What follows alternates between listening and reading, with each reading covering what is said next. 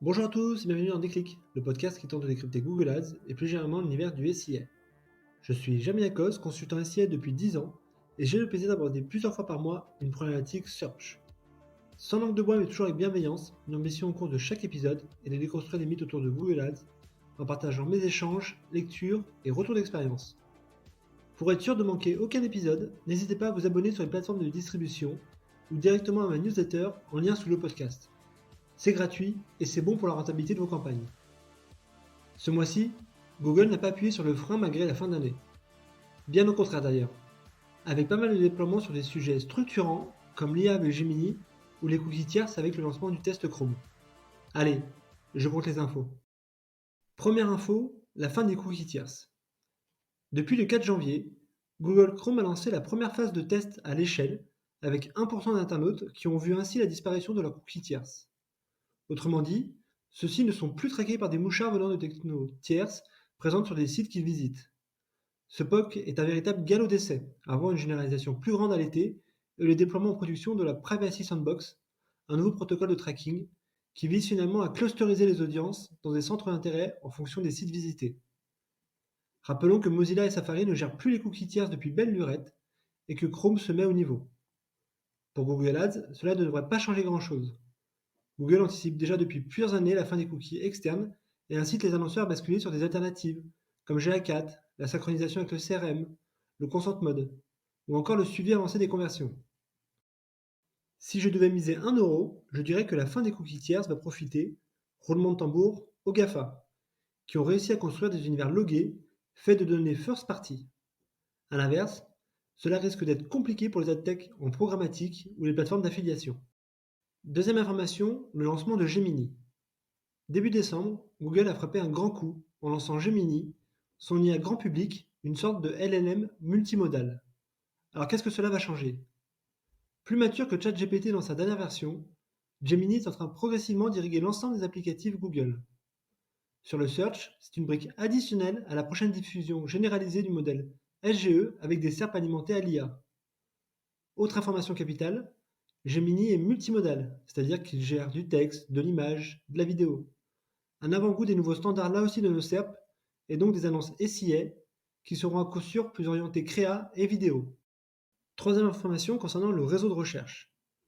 Suite au rapport d'Analytics qui faisait état d'un inventaire de piètre qualité, Google permet désormais aux annonceurs de ne plus diffuser sur les partenaires de recherche Google. Une bonne façon de faire un mea culpa sans vraiment le faire.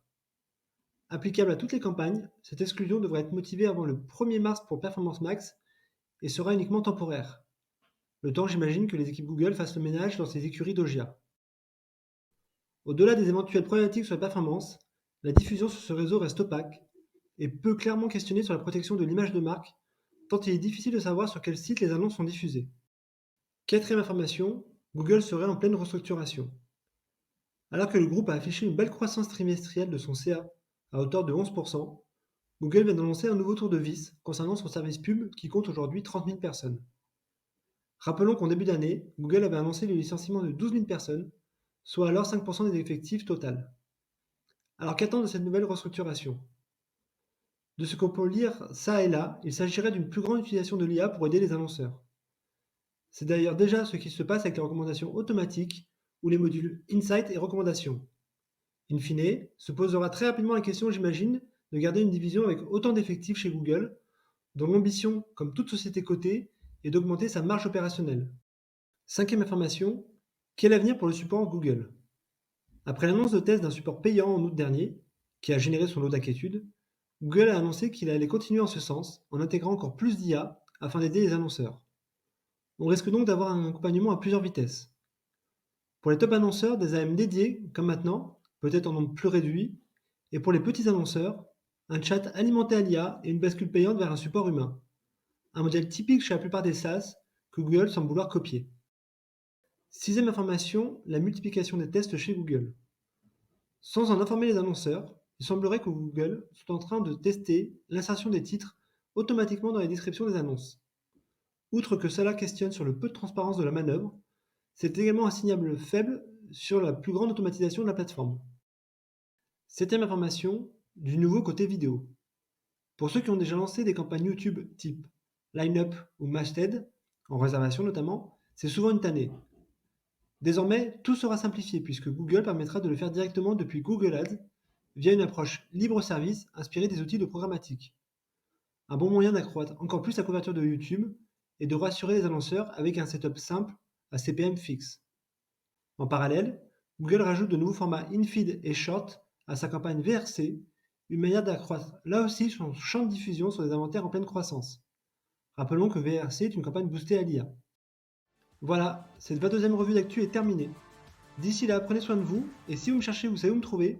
Sur Google bien sûr. Allez, à la prochaine!